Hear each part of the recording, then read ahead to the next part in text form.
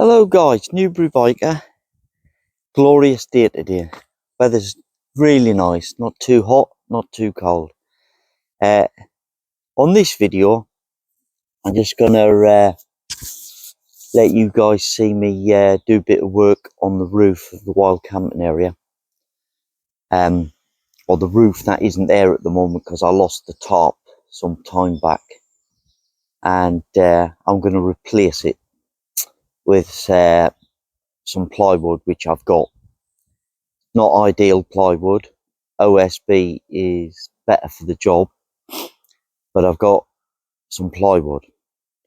It's only thin, so I'm going to be, over the next few hours, going to be beefing up the frame to accommodate the fact that I'm only putting like 5.5mm plywood on. But I intend to weatherproof it, both bottom and top, so it lasts a while. And the plan is to put some felt on top of it rather than corrugated material. So I'll just use flat felt and it do a better job, so I can carry on doing my videos undercover when I need to on various bits of kit. So we'll show you how we get on. Go guys.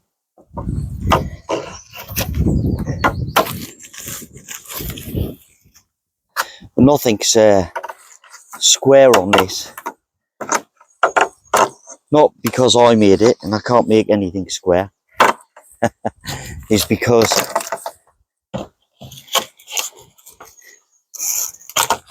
I built it, put the log, the uprights up first, and I got them as square as I could.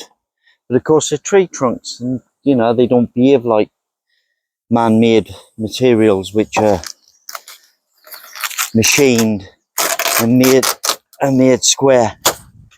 So of course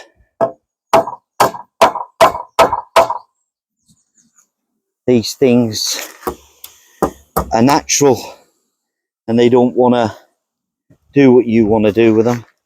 So it isn't square, I know that, but I'm going to put some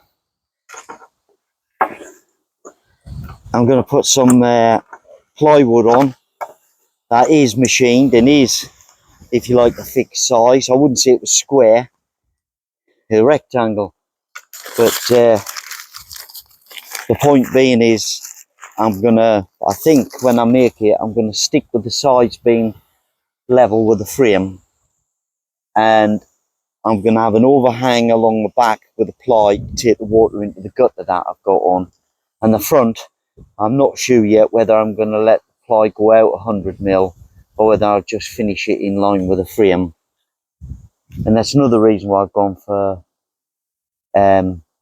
felt, because I can lay it straight here but cut it accordingly on the side so it fits nice and neat. Whereas if you had fixed sheets of corrugated bituminous material, which is wavy, you need a decent hard surface to nail it to, and second, when you come to the ends, when you cut it, if it's not straight and square, it would stand out like a sore thumb. So with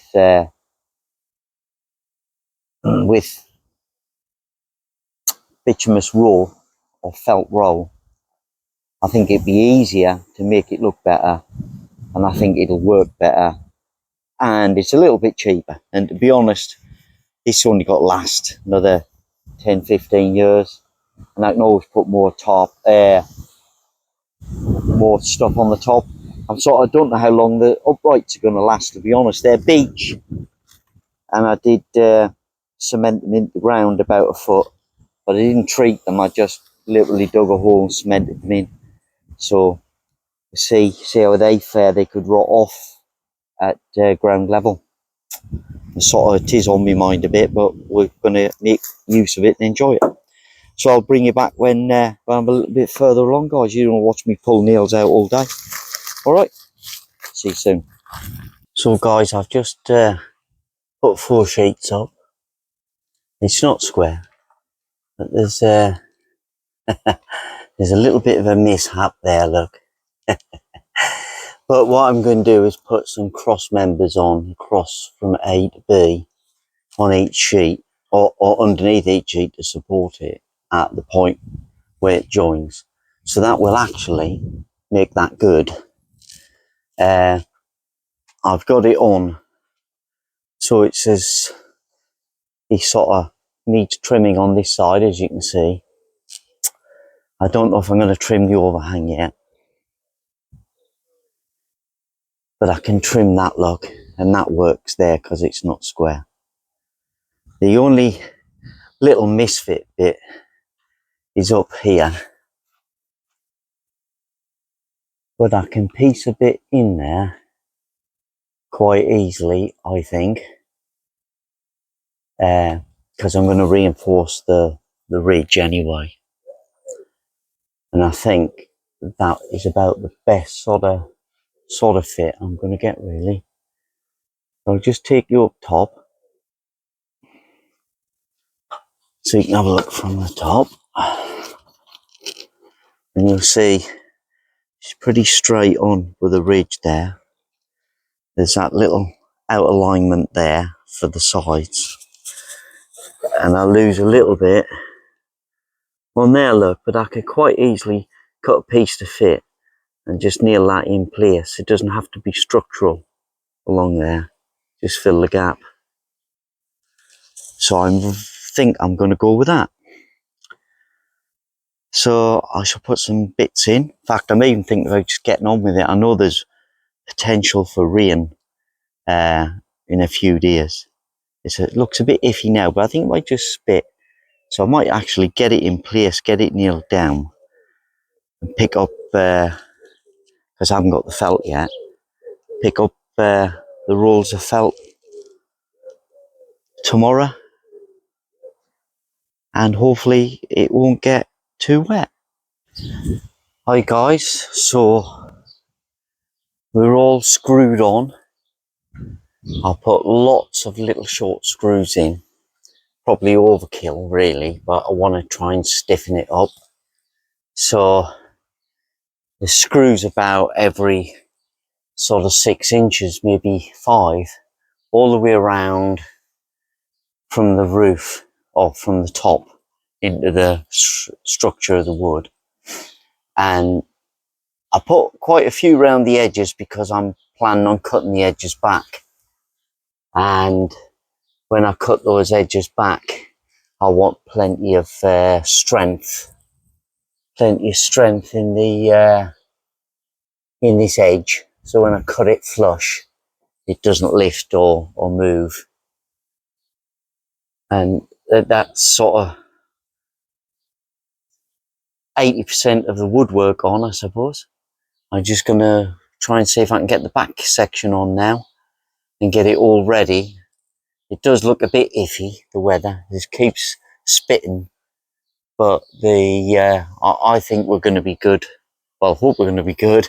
Give me time to put the felt on tomorrow evening, probably. So pick up the felt tomorrow after work.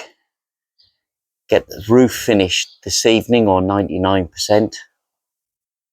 And then I can paint the woodwork and put the felt on. I think I might have to put another run along here to give it a bit more support. I think that might be a bit flimsy, but we can do that afterwards to support it. What we won't be able to do is put any screws in from the top if I've put the felt on before that point. So if I get a chance, I'll sort it all out this evening. Well guys, she's all screwed down and ready for the trimming around the edges and felt, ultimately.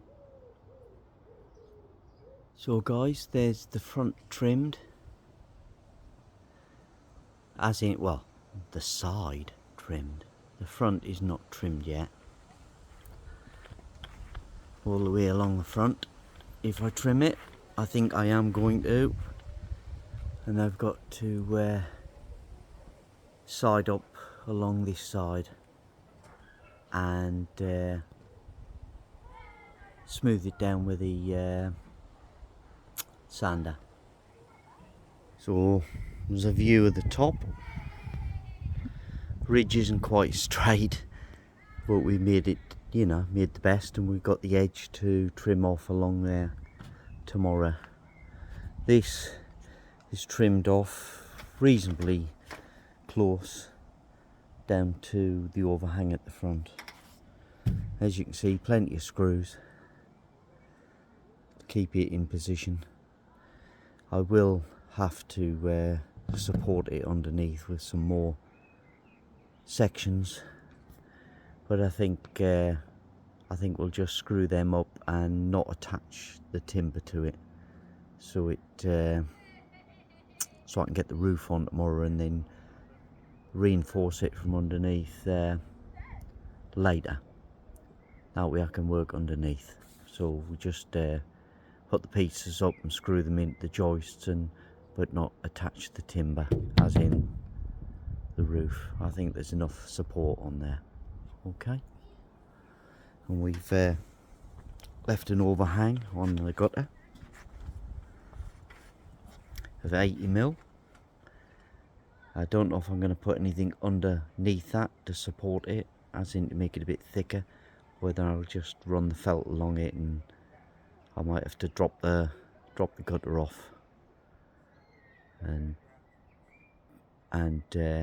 just tie the felt down to the to this front section. So wrap it round and just nail it down there, maybe stop wind getting under it, and then put the gutter back on. But she's coming together nicely, and as you can see, it's quite cosy underneath. So there's the old hound. Hey, hello boy. And he'll be out helping me tomorrow, I'm sure. So guys, we've got all the timber up, so we're now going to lay out the felt on the top in lengths and let it sort of warm up and lay out for half hour before I try and position it. Just let it settle and warm up in the sun. Okay, catch you soon. Well guys, 2 rolls of felt up there. One's rolled out and cut in half, 5 meters. The other one is ready to roll out, and one just lifted up. And I think I'm just gonna fit it and not stick it down, not sure, but bring you back in a minute. All right, so guys, that's another day done. I've just laid some timbers on the top to hold the felt down because it's windy, till I decide whether I'm going to put battens on the top or just leave it like that. To be honest, they're out of the way, holds the felt down. Just got to trim it up now. Trim these pieces up all the way along. That's quite uniform. It wouldn't look so bad if it was just left that bit, but obviously that there needs trimming.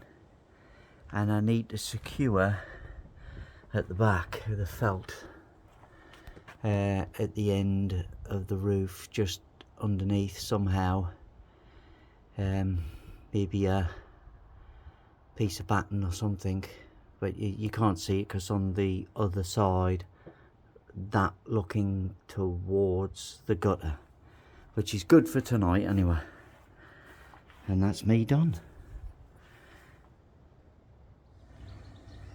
So guys, there it is. Battens on, trimmed reasonably tidy. Battens laid along the top, which you can See there? And in between the batten where the felt overlaps, I've put some felt nails in, some little short ones, just to stop it lifting in the wind or whatever. I've trimmed this side, and I think that's okay. And I haven't decided what I'm doing underneath, because it's just bare plywood. It needs something on it, I think, but I haven't decided what yet. And there's the dog. Hello.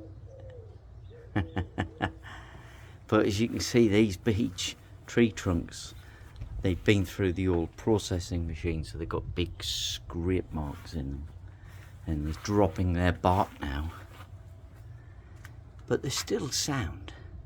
That's the thinnest one, which I thought would just add a bit of character to it, and it's still sound. And if anything goes untoward with them, I'll just replace them one at a time, and replace them while this is supported or stood up. Says the view from the wild camping area. It's the hound. The little bit outside of the camping area where the flagpole is. I've got to do something, tidy that up, maybe grass it. I might put some nice grass under here, but it's probably die, so I might just leave this rough and ready and just sort out that bit. So, wild camping area now has a more substantial roof, ready for the winter. Keeps the sun off me and the rain, and I can carry on doing my videos under here on bits of kit and that when I'm not out and about, if I need to. So thanks for watching. Catch you on the next one.